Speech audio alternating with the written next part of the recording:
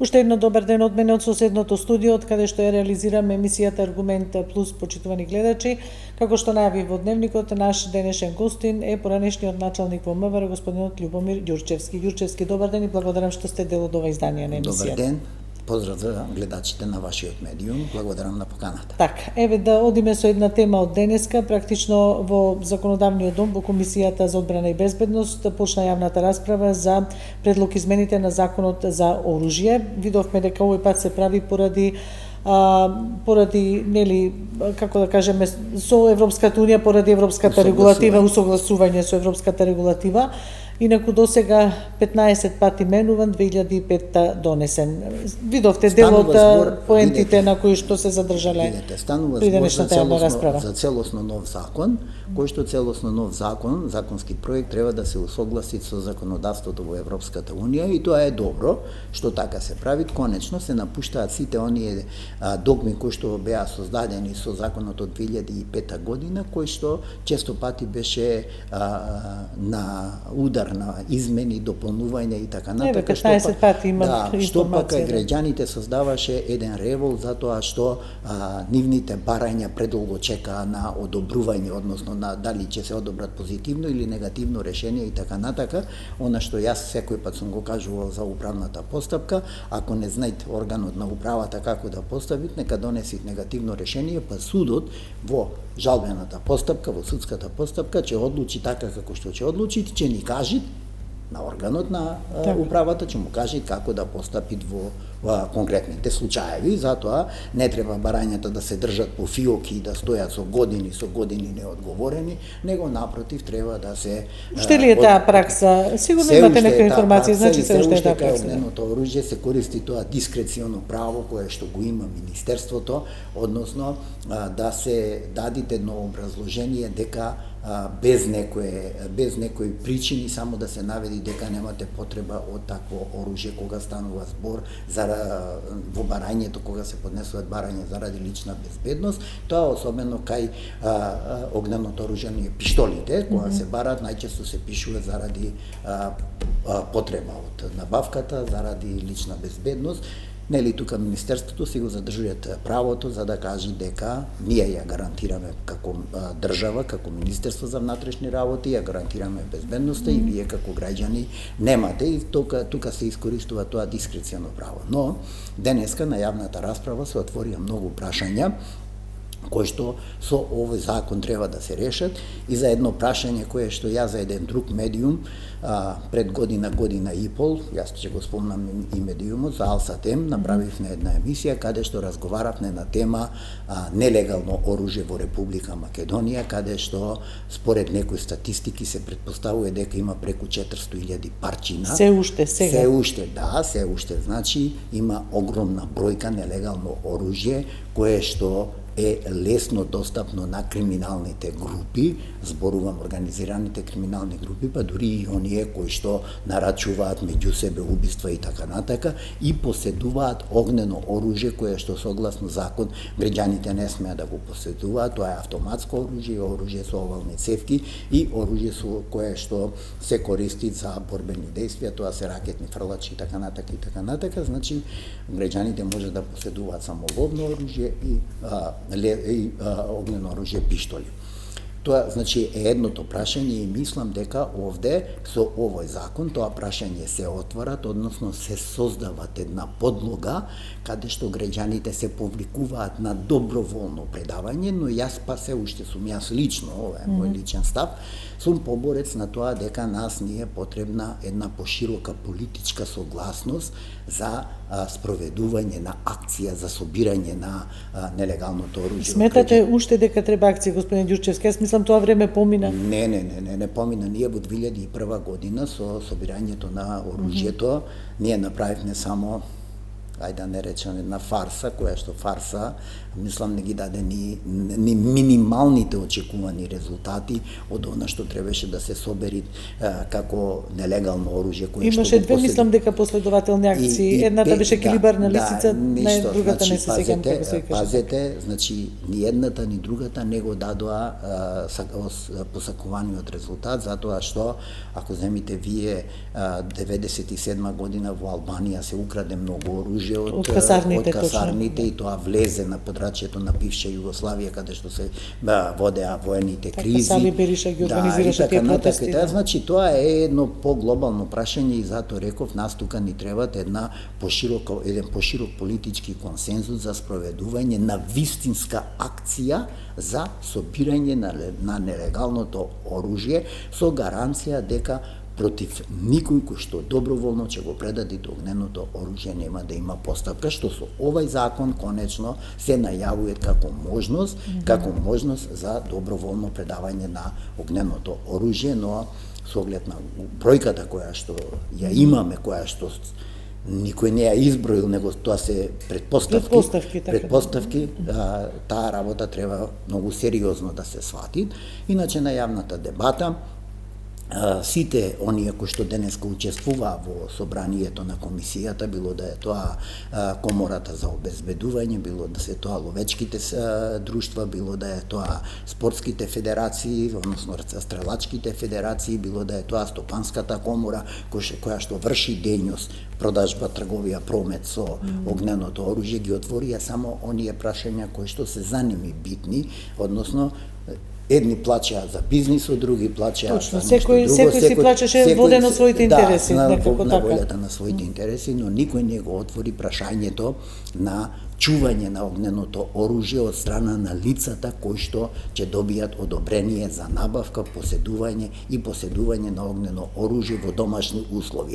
Значи, дали треба да има сеф, дали тоа оружје треба да биде расклопено дома, за да не може да дојде во рацете на малолетници. Ние знаеме какви трагични случаи ни се случуваат кога оружје легално со одобрение доаѓаат во рацете на малолетници или на непресметливи лица и така натака, па какви масакри ни се случуваат понатака, како ќе се носи тоа оружје на јавно место, кога ќе се носи, значи исто така да биде расклопено, без ставен шаржер во лежиштето за да значи да се гарантира една ситуација, знаете, ние што викаме битните 5 секунди кога некој треба да го употреби оружјето, да не може да го употреби додека го составите и така натака, значи сето тоа се превентивни мерки кои што со овој закон треба да се регулираат, за да се дојде до таа ситуација каде што нели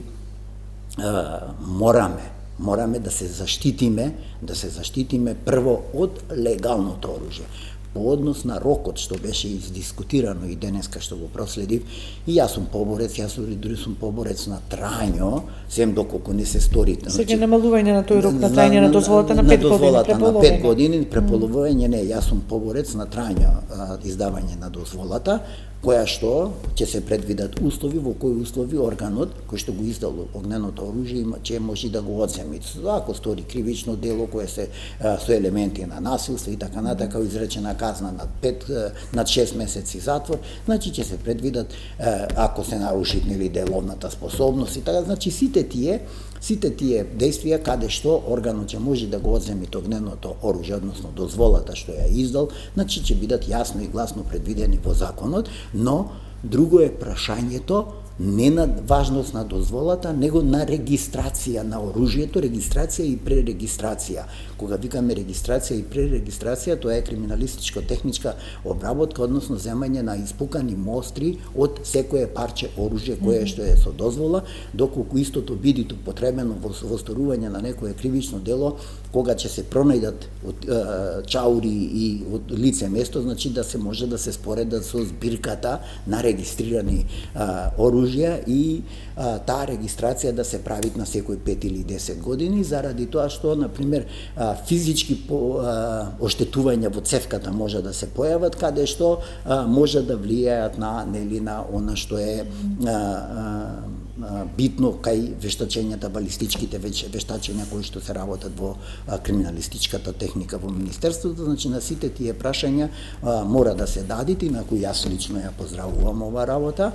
Сакат ова работа, односно претресов на законот и јавнава расправа треба да биде крајно максимално професионална, треба да бидат вклучени и експерти, треба да бидат вклучени и лица кои што се судруваат со проблемот на непочитување на законот за набавка, носење и поседување на огнено оружје и негова употреба на јавни места, на свадби, на веселби и така натака и така натака. Најчесто се случуваат инциденти. Најчесто каде што се случуваат инциденти на за нова година, залутани куршуми и така натака. Ние сме сведоци како држава дека сме имале такви случаеви на само на ранување и на тешки телесни повреди, па дури и со последици на смрт, точно во такви ситуации на веселби, на свадби, на нова година и така натака и така натака. Значи сето тоа треба да биде регулирано. Исто така, со овој закон треба да биде регулирана и ракувањето и лиценцирањето на овластени лица, ракувачи со распрскувачки материи, поведени од оној случај што ни се случи, нели, трагедијата во Кочани, затоа што знаеме дека распрскувачките материи исто така, значи затоа викаме во членот 396 од кривичниот закон, каде што е, викаме, нелегално производство и пуштење во промет на огнено оружје и распрскувачки материи.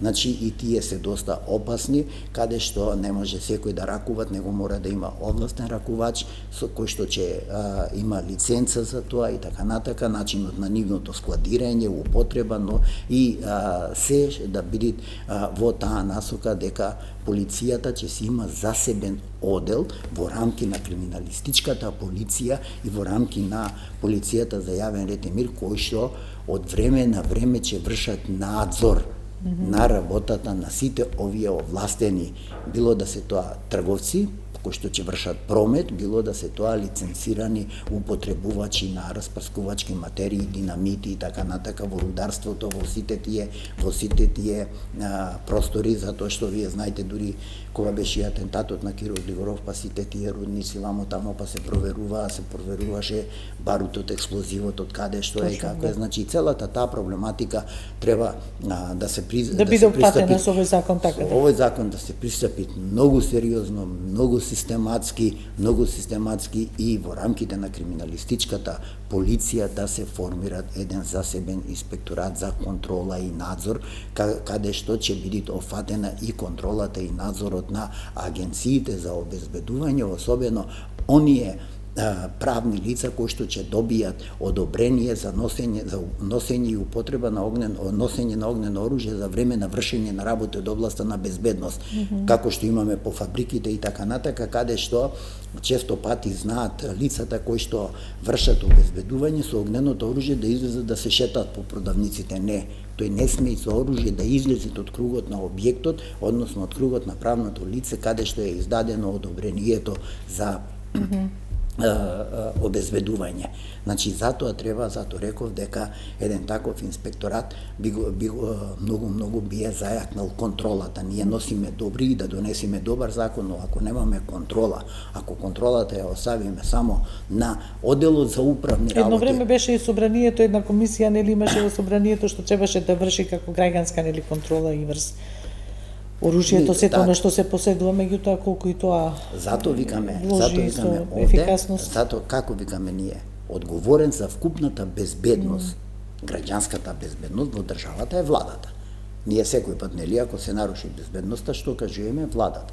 Ако се зголеми нивото на криминал, кој е виновен? Државните институции. И некој кога ќе спомни, јавниот обвинител. Јавниот обвинител и владата, односно владата, владините ресори, Министерството за внатрешни работи, Царинската управа, финансиска, на дневна основа контактираат. На дневно тоа им е работна задача, тоа е уставна определба, да разменуваат информации, основани сомненија за гонење на криминал кој што се гони по службена должност и така натака и така натака. Некој прави фама од тоа што премиерот и државниот јавен обвинител се слушнале. Јас милион пати сум кажал и го бранам тој мој став по однос на позицијата на јавниот обвинител. Значи, судската власт јасно ме тргнал на страна. Изборот на суди нека се го врши судскиот совет, закон за судски совет, начин на апликации, на оценка, на ова, на она, се тамо. Тамо нема што да се мешат, ни собранието, ни било кој. Ни било кој. Судски буџет, еве ви, ама ако го изгубите случајот во Страсбург, од вашиот судски буџет ќе се плаќат оштетата на странките, а не од државниот буџет, а не од државниот. Додека јавниот обвинител кој што ја застапува државата во постапките, тој мора да биде позициониран, пошто го бират собранието, на највисока позиција во власта. Тој односно раководи со сите истражни действија, каде што ја ангажират истражители од полиција, од царинска управа, од финансиска управа, од државни пазарни инспекторати, од управа за јавни, од сите институции. И не може ниту една институција да не постапи по барањата на јавниот обвинител кога се води предистрага и истрага за обезбедување на докази за поведување на одредена постапка. Значи, со тој инспекторат, кој што го спомнувам кај делов на законот за оружјето, ние ќе го добиеме точно тоа. Секоја злоупотреба, секое кривично дело сторено по однос на непримена на законските одредби од законот за оружје, ќе значи ангажман на државниот јавен обвинител, односно повреда на сите оние кривични дела и прекршоци кои што ќе бидат предвидени или сублимирани во кривичното дело 396, нели, неовластена трговија со огнено оружје и распрскувачки материи.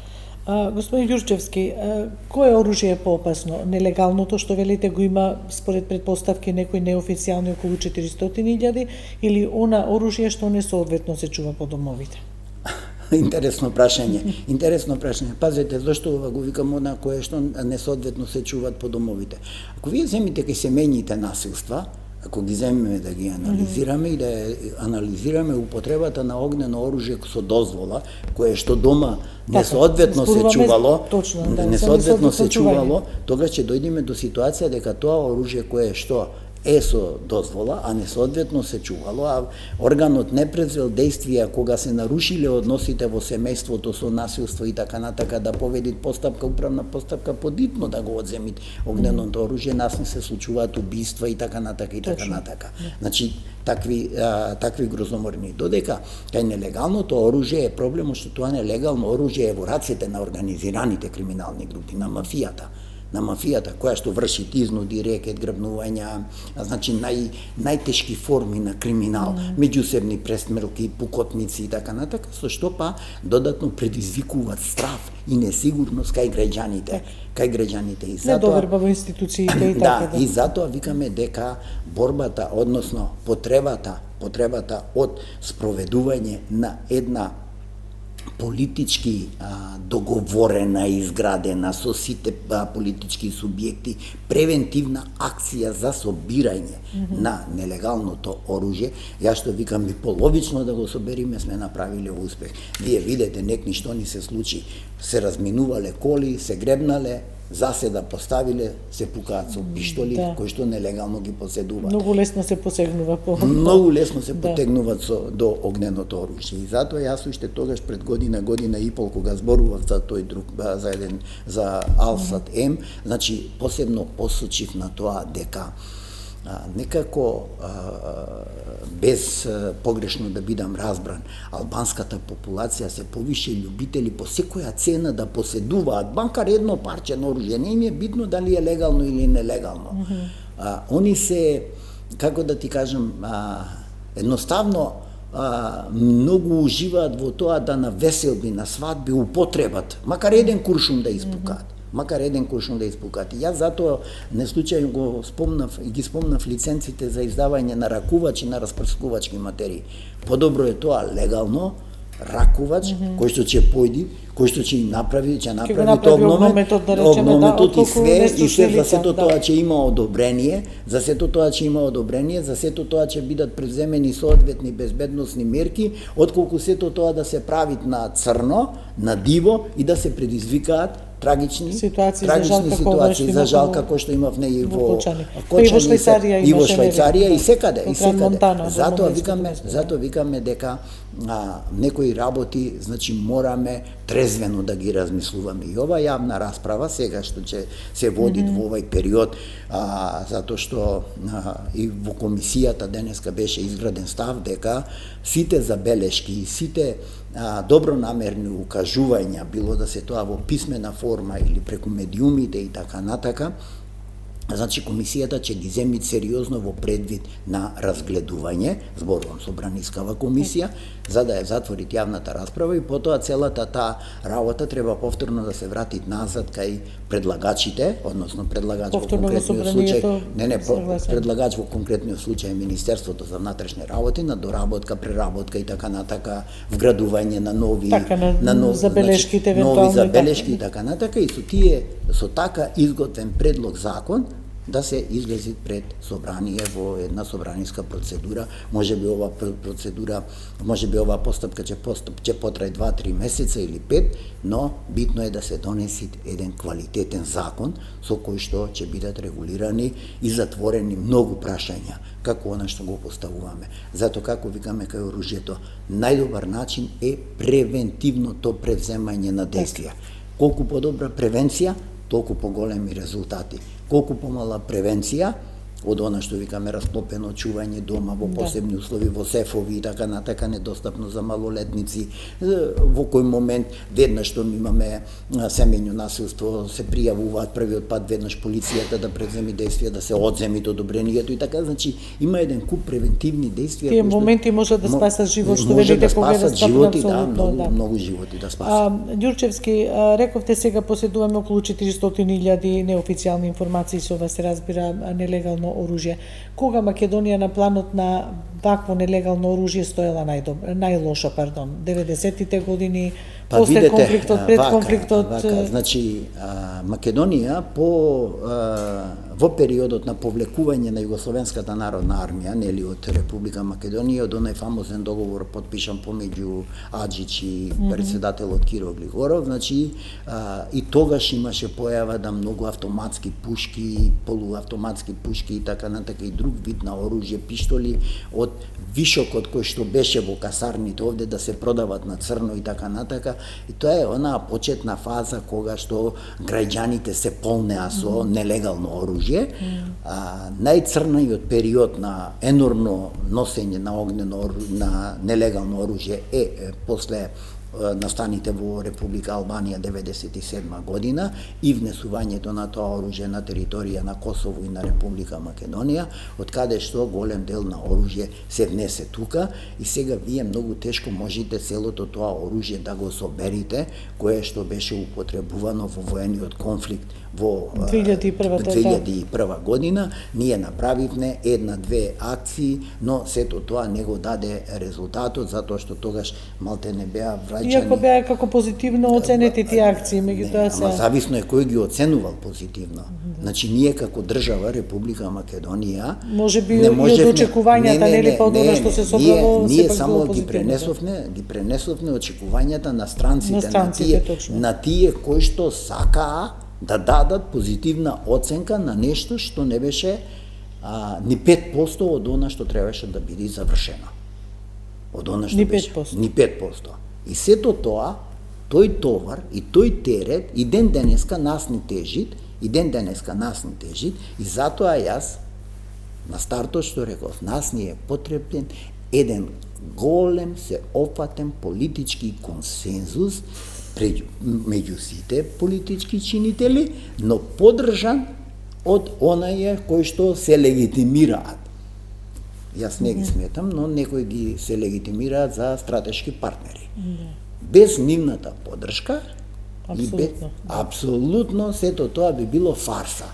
Значи, што би се правило, би било фарса. Би завршило со неуспех, апсолутно. Непотребно, само што ќе се потрошат средства, ресурси, луѓе и така натака, време. Некој тоа ќе го искористи за дополнително политичко антагонизирање. И нема да се постигне ефектот. Затоа нас ни е потребно, затоа реков, еден многу јак, цврст политички консензус меѓу сите политички чинители во Република Македонија со таа господа, за да една за секој пат, затоа што пазете, ако ја земите статистиката, вие ќе видите дека најголем дел што се сторени овие насилни убиства на организираните криминални групи, ако сакате уште од која елиминација, од елиминацијата кај пукотницата што беше кај бензинската пумпа во Сингелич, која беше убиен Имир Красничи, па натака, вие ќе видите дека таму се употребување автоматско оружје, автоматски пушки или джелала јети или било која автоматската пушка беше оставена пред врата во чеџилницата и така натака, или овие престрелки со коли, бркотници и така натака, но најголемиот дел од сите тие, сем оние што беа четворицата од Франкфурт мафија во аеродром, пукотницата исто така со нелегално автоматско оружје, че најголемиот дел се лица од албанската популација кои што меѓу себе се требат, и затоа ако некој треба да барат политички консензус за собирање на легалното оружје, тоа се треба да бидат албанските партии. Рековте дека овој закон ја носи таа можност, нели? Да, ја отвара таа можност, еве да се надеваме дека можеби ќе биде добро примена. Јас се надевам затоа што со законот имаме една законска можност доброволно предавање на нелегално оружје. Па и добро, 25-6 години поминаа од последните акции, да речеме, значи доброволно предавање. Таа опција каде што се гарантира, значи законот гарантира дека нема да има друга постапка. Доваѓате, пријавувате, го оставате оружјето, го предавате на органот, ви се сочинува записник, ви се дават записникот и тука. Еден вид амнестија, како да го кажеме, така амнестија. Тоа е доброволно, значи добро, затоа велам да се амнестира тоа што значи нема никаква одговорност. Никаква одговорност нема за тоа што чувале нелегално оружје и така натака. Законот тоа го дават, таа можност во овој закон е предвидена и јас затоа ја поздравувам таа работа.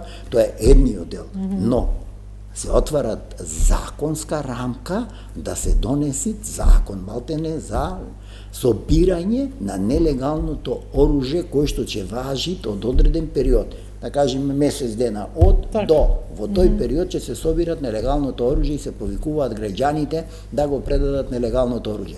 Но по истекот на тој рок, нормално со она рамка што викаме политичка согласност и така натаму, целата процедура. Но после тој рок казните за нелегално поседување на оружје треба да бидат дупло зголемени. Така. Господин Ѓурчевски, благодарам за одговорите што се однесува на законот за оружје. Има што да се зборува на оваа тема, се разбира. Сакав малку и политичките процеси да ги изанализираме. Вие не само од безбедносен аспект, туку и политичките процеси ги анализирате. Политиката поврзано е тоа се, точно. Тоа е се не оди, безбедносниот аспект секој пат е на врвот. Точно, и така треба да биде. Ако вие имате небезбедна држава и небезбедна не можете ни еден процес. И политички небезбедна, нити има инвестирање, нити има ништо. Ни економски, ни правни. Па еве ние на некој начин што велите неколку пати повикавте колку е битно консензус да има меѓу политичките чинители, релевантните, меѓутоа еве не се гради тој консензус, иако апелираат и странците и све околу и тие уставни измени. Еве ова зачестеност сега од страна на Европската Унија со предлози за некој нов начин на прием на земјите кои што се уште не го доодиле или не го почнале патот на преговори до Европската Унија, како што се земјите од Западен Балкан, меѓу кои нашата држава. Што мислите, на што се должи господин Ѓурчевски сето тоа? Значи, еве има информација дека комесарката за проширување на почеток на јули ќе дојде и така. По однос на Европската Унија и сите оние действија кои што се најавуваат за Република Македонија, ние да не се надеваме на ништо позитивно до моментот додека не се стави вон сила Лисабонската декларација. Со Лисабонската декларација од 1992 година Македонија нема никогаш, значи потенцирам, никогаш како Македонија, македонски јазик, македонска историја, македонска нација и така натака да влезит во Европска Унија. Независно што и сега со преспанскиот договор ништо, го смените името и нема го содржи зборот Македонија. Преспанскиот договор гледајте го од аспект на воен, геополитички... Еве, мислам дека денес така е годишнина од подпишувањето. Дозволете, воен, геополитички интерес на НАТО. Значи, од тој аспект треба да го гледате Преспанскиот договор. Преспанскиот договор немаше да се случи доколку во 2008 година во Букурешт грците не плачеа и не ставија тогаш вето и Македонија уште тогаш ќе станеше членка, знаете Буш колку беше, уште тогаш и немаше да се случи затоа што и во Букурешт 2008 година беше предложено географската одредница. Значи, без да се навлегуваат во други работи. Зошто? Затоа што НАТО и тогаш брзаше оваа територија, како што сега брзат изградбата на пругата по коридорот 8, кој што е НАТО коридор.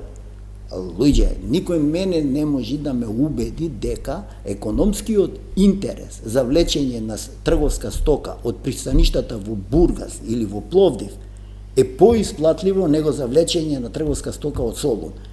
Сам да не се лажеме. Солун е коридорот 10, нели? Коридорот 10. Да. И затоа ние, ако некој економски размислуват, значи треба брз развој на коридорот 10.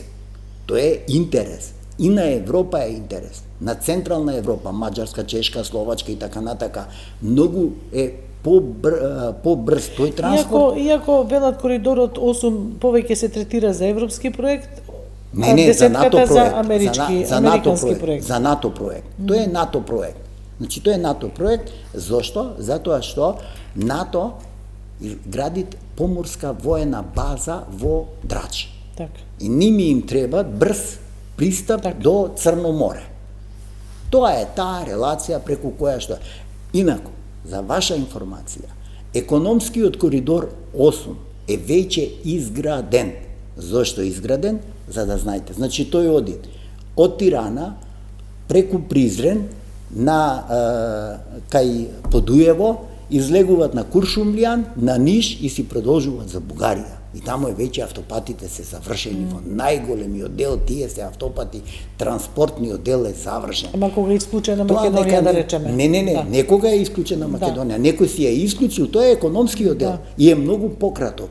Ние само создаваме фама, односно никој не сака да ги изнесуваат точните разузнавачки податоци кои се интересите. Но проблемот е со железницата, која што од Косово продолжува према Кралево, не оди према Ниш. Во тоа е проблемот и сега се одит на тоа, со оглед дека Албанија нема пруги, се одит на тоа нова ситуација, нова пруга која што ќе биде исклучиво најпотребна за воени цели. Нема тука економија, да не се лажиме. Тука има интереси.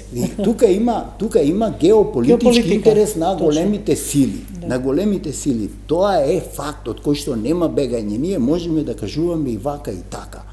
Но јас зашто се смеам стално? Сите кога излегуваат и читаат напишани вести. Не, господа, погледнете суштината на нештото. Суштината на нештото. Зошто ова го зборувам? Затоа што Грција, уште пред 5 години, кога некој се обидуваше руската црноморска флота да не може да се снабдуваат на грчките пристаништа со нафта и така натака, Грција го одби тоа и им дозволи влегување на бродовите и снабдување и ремонти и се. Значи, погледнете ги суштината на нештата. И јас зашто се смеам стално, некои се ми зборуваат вака и така, немојте да зборувате, дајте луѓе погледнете правата вистина. Правата вистина е во тоа. Ние и вака и така, без преспански или со преспански или со не знам како со џаолски договор, ние бевме доведени во ситуација Македонија да не фатат за уши и да не внесат во НАТО. Затоа што им требаше оваа територија. А еве сега околу проширувањето на Европската унија, бидејќи нели во имаше и нели извештај од Стеј департментот за соработката со Западен Балкан, па се спомнува нели влијание на Русија и на Кина тука во регионот и поради нели страф или како да кажам опасност што оние гледаат од тие влијанија во регионот и американскиот интерес економски би бил зголемен овде во овој дел од регионот. Еве дали сметате дека тоа можеби е причината за еве овој нов инпут, како да кажам, што се дава во евроинтеграциите, па дури од страна на Европската унија? Тргнете ги евроинтеграциите. Европа нема ништо. Тоа тргнете на страна. Ама еве под американско менторство, да речем. Дозволете. Да. На кого ги продадоа грците пристаништата? На Кина. Крај. Кинескиот економски интерес за Европа, не за Македонија. Ние сме многу мали да има тука руско, кинеско или вакво или такво влијание. Добро, нас повеќе од регионален аспект не гледаат така. Нашиот аспект го затворија англичаните. Дојдоа, еве ви кредит, ќе градите, позиција по позиција ќе влечите пари, ама ние ќе стопанисуваме сопругата и ние ќе контролираме кој тука се поминуваат и кој ќе плаќа такса. И како ќе плаќат, и каде ќе одат профитите. Значи, нашиот интерес Македонија прескокнете, но добро е што барем ќе добиеме брза пруга. Таа е и трговска, таа е економската десетката. И затоа викам, тоа е најдобриот потез што и се случи на Република Македонија. И придобивка што ќе бидеш да гледате вие. Придобивка. Велика Британија не е членка на Европска унија. Не, точно. Крај, излезе. Они сега имаат некои иницијативи за повторно враќање и така натака, но Велика Британија си го гледат само економскиот интерес, како да профитираат, исто како и Кина. Дојде, Кина, откако се уверија дека овде, економски на овој простор, е зафатен, овој простор, отидоа таму каде што не е зафатен. Вие видовте што се на Вучич му беше ветено и какви све договори подпиша во руско влијание во Македонија или било каде. А луѓе еден динар ќе се најдеш, една рубља да влезит некој да земи да платат. Па јас нон-стоп зборам дека од врховистичките пари од Бугарија се земени огромни милиони евра за некој да стануваат, уште не пошол во тоалет, викат бугари во устав и така натака, викат бугари во устав, па никој не води истрага за тоа. Никој не води во Македонија истрага за тоа.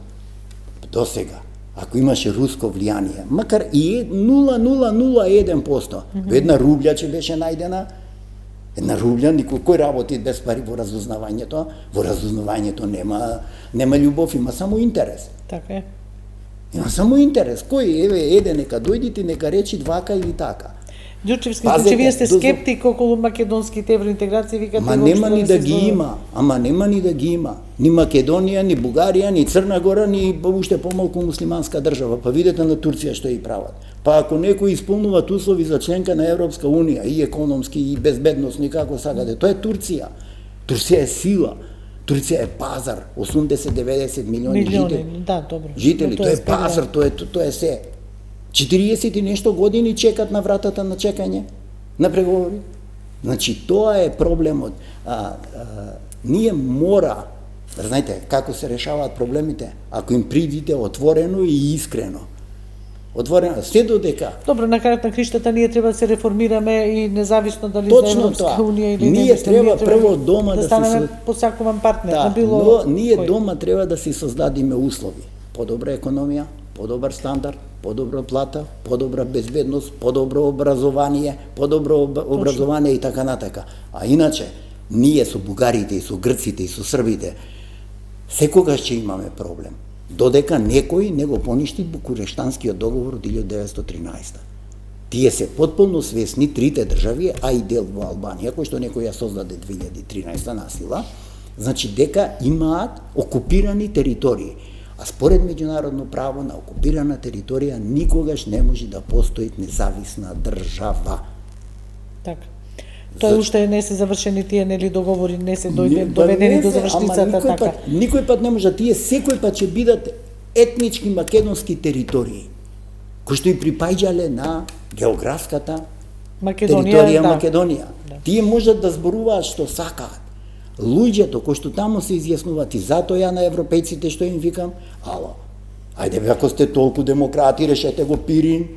Луѓето се чувствуваат македонци, вие чутите. Вие чутите, некој ги убива таму, вие чутите. Исто како со Палестина. Гледајте што се прави. Но Израел никој не го осудува. Да. Така да, добро, тие двојни стандарди во меѓународното право и во разузнавање. Интересите, нели знаеме дека интересите го движат светот, да се надеваме дека и Западниот Балкан и Македонија ќе се најде во некој интерес, во нечи интерес. Ние треба стрикно да ги почитуваме и да ги гледаме она што како придобивка ќе го добиеме од интересот на Велика Британија за ова парче земја. Ако тој интерес добро го направиме, тога сме се вратили на членот 23 од Берлинскиот договор, каде што е гарантирано создавање на автономна Македонија на целата етничка територија. Ѓурчевски, ви благодарам што бевте дел од ова издание на Аргумент Плюс. Дојдовме до крајот. Благодарам за изнесените ставови. Малку не вративте во историјата. Ова е можеби повод некој да прелиста малку историја за овие датови пунктови што ја кажавте. Благодарам на поканата и благодарам на можноста што еве и за вашиот медиум можев да го изнесам мојот личен став. Така, личен став, и моите лични согледувања. Апсолутно отворени сме за сите мислења. Значи, и моите лични согледувања по однос на Европа, евроинтеграции, НАТО стандарди и така натаму. Благодарност уште еднаш и благодарност до нашите почитувани гледачи. Довидување.